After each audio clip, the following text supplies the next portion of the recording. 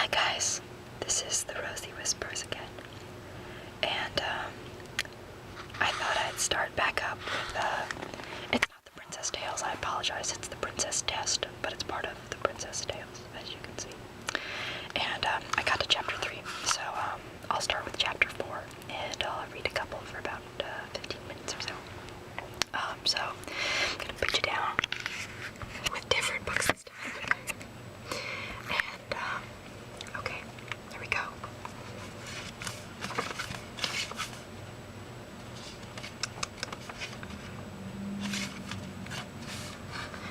Chapter 4. When Nicholas got back to the castle, King Humphrey summoned him to the throne room. As usual, it was full of courtiers and subjects. King Humphrey had just settled an argument between two farmers over a cow.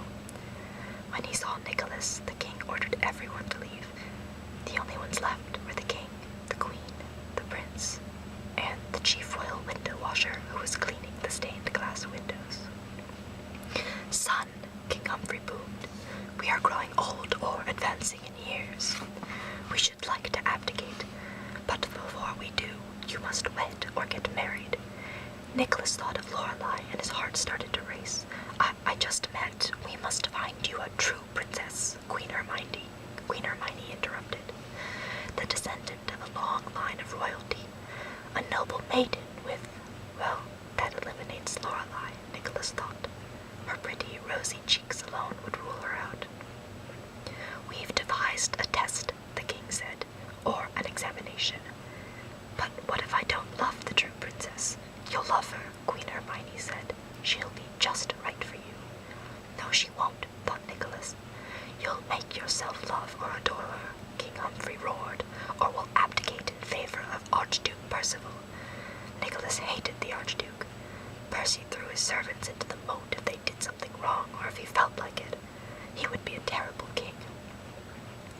"Would you like to hear the test, dear?" the queen asked. Nicholas nodded. "When a maiden arrives who claims to be a true princess," Queen Hermione said, "we shall give her a bouquet." The king guffawed. But amidst all the fragrant or sweet-smelling flowers, there will be a sprig or small bunch of parsley, and that's not a flower. Nicholas wondered what parsley had to do with being a princess. "The true princess will know," the queen said. "She will pluck that parsley right out of her bouquet." "That's the test." "Certainly not," Queen Hermione said. "There's more.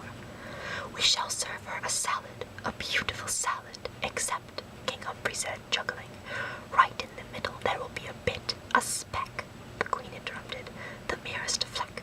We don't want to hurt or injure the maiden. There will be a fleck of uncooked or raw noodle. The true princess will find it," Queen Hermione announced. What did parsley and noodles have to do with being a kind and just ruler? Nicholas listened in amazement to the rest of the test. There would be a trial in every course of the banquet. Also, the poor princess would be given a gown with a skirt that was a tint lighter than the bodice. She'd have to notice. She'd be shown a tapestry and would have to find the single missing stitch. Lorelei might pass that one, Nicholas thought. Every inch of the princess would be measured. Her waist had to be tiny. Her hands and feet had to be small, although her fingers had to be long. Her big toe had to be longer than her index toe. She had to be tall, but not a giant, and so on. But the final test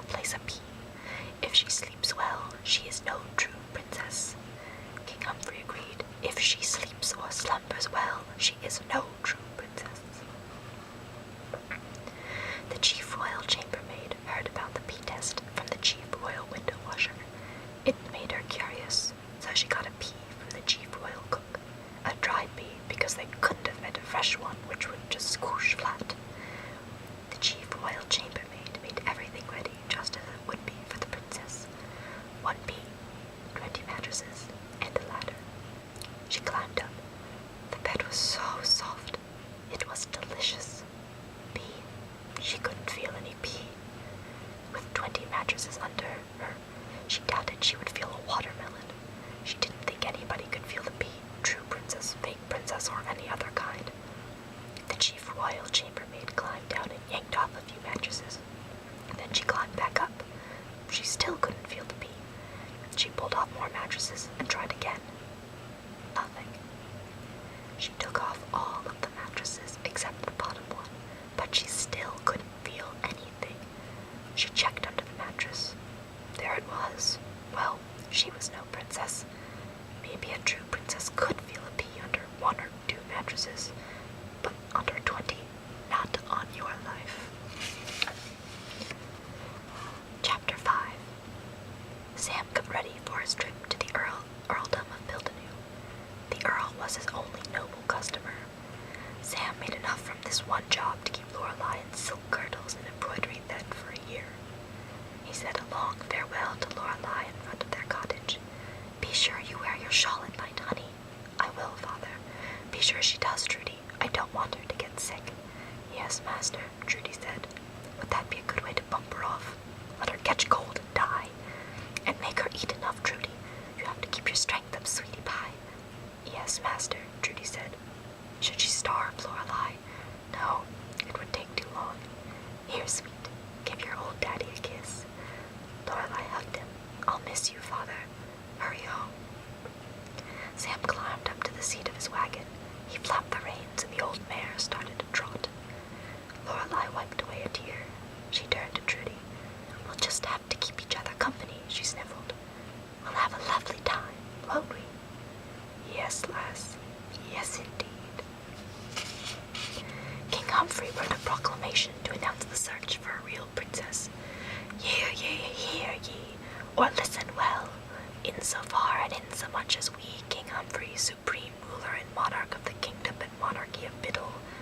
The king paused here, but there was no synonym for Biddle, so he went on. "Wish to abdicate our throne in favor of our son and heir, the noble and royal Prince Nicholas, and insofar and insomuch as we stipulate and require," and so on.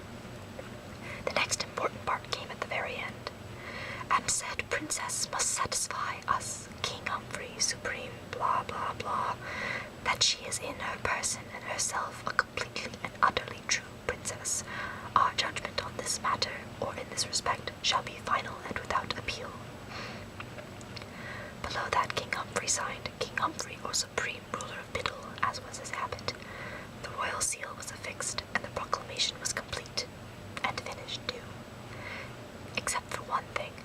The king wanted a portrait of Prince Nicholas to go with the proclamation. He sent for his chief royal artist and portrait maker. "My son or heir isn't a bad-looking boy, is he?" King Humphrey asked the artist. "There's nothing wrong with his looks, is there?" "Oh no, sire, not in the slightest." The chief royal artist and portrait maker thought the prince was ordinary looking, nothing special. "The prince has to look handsome in his portrait or picture," the king said. "That way a true princess will want and desire to come." "I understand, sire. Smaller ears, straighter mouth, broader shoulders. He could do that. Nicholas wanted to look as ugly as possible in his portrait. He wanted every princess who saw it to say, ugh, who would want to marry him? Because if no princesses showed up, he might be able to convince the king and queen to let him marry Lorelei. So he squinted, he squirmed, he mussed his hair, he let his mouth hang open, he drooled, he borrowed Queen Hermione's makeup and drew a big black mole on his chin. It made no difference. The chief royal artist and portrait maker was a master craftsman. In the portrait, Prince Nicholas' chin, without a mole, was lifted majestically. His eyes had a piercing look. A hint of a smile played around his mouth. His shoulders were broad. His mouth wasn't lopsided. His ears were perfect. Also, the chief royal artist and portrait maker waved Nicholas' hair and thickened his eyelashes. Princesses would fall in love with those eyelashes. Guaranteed. When all was ready, scribes copied the proclamation. Lesser royal artists and portrait makers copied the portrait. Messengers were dispatched to kingdoms near and far. The search was on. Chapter 6.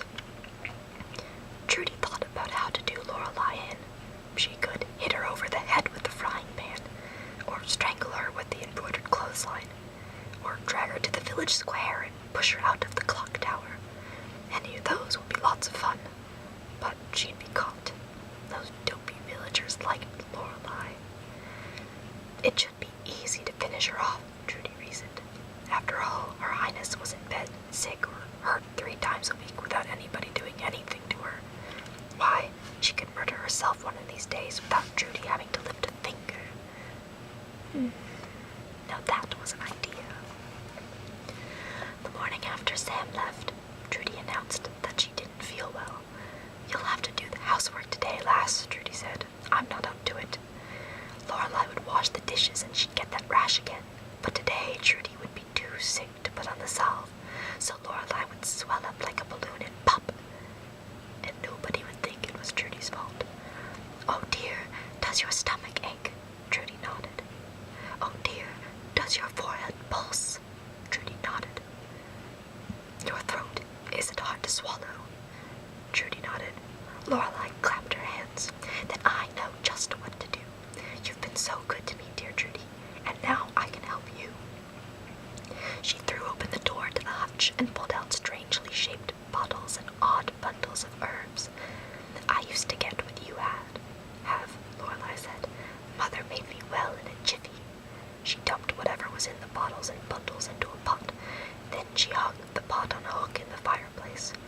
Soon a sharp odor filled the room. Trudy's eyes watered. The hairs in her nose felt like they were burning. Doesn't it smell wonderful? Lorelei asked. I always feel better when I smell the steam. In a few minutes you'll drink the broth and be well again, dear Trudy. She was going to have to drink that slop. Trudy jumped up. I feel much better. Fine, really. She poured the disgusting brew on the fire. Stinky smoke billowed out. You're a good, wise woman. You've cured me already. Trudy opened the cottage door and the windows. She could have been killed. She started on the chores. What else could she do? Lass. Yes, Trudy. I'm off to the market. While I'm gone, would you like to try the spinning wheel again? Oh, yes. I won't be long. Be careful with the spindle. Trudy shut the door behind her and sauntered down the lane. Her ladyship would stab herself again. By the time Trudy got back, Lorelei would have bled to death. The market was busy. Trudy gossiped with the other shoppers. She told the peddlers what was wrong with their goods. She even bought herself a pink hair ribbon. Then she strolled back to the blacksmith's cottage. What a delightful day it was. Then she opened the door. No, it was a terrible day. Lorelei wasn't bleeding, not even a drop. The only thing that was hurt was the spinning wheel. It looked like a giant spider had spun a web all over it. It would take days to untangle the mess. Lorelei was crying. Oh, Trudy, I'm sorry. I wanted to have yards and yards of beautiful linen finished when you got back. You must be so disappointed in me. Lorelei couldn't understand what Trudy was saying. It sounded something like Arkle, Klug, Blub. Trudy yanked open the cottage door and slammed it behind her. She stood on the doorstep panting. She had to get a grip on herself. She couldn't let that little good-for-nothing fancy idiot do this to her. She had to plan it out better. She had plenty of time. 2 months before Sam came home. Plenty of time. Lorelei was as good as dead. So, in the next video, I'll read chapter 7, I think, to chapter 9. But I hope you're liking it so far. I know it sounds kind of macabre with like Trudy trying to kill Lorelei, but it's really funny. It gets better, I promise. So I just wanted to shout out to my 2 subscribers. It's the first day and I have 2 subscribers, which is like crazy cool to me. So thank you guys so much, and I hope you like these videos. Thank you. Bye guys.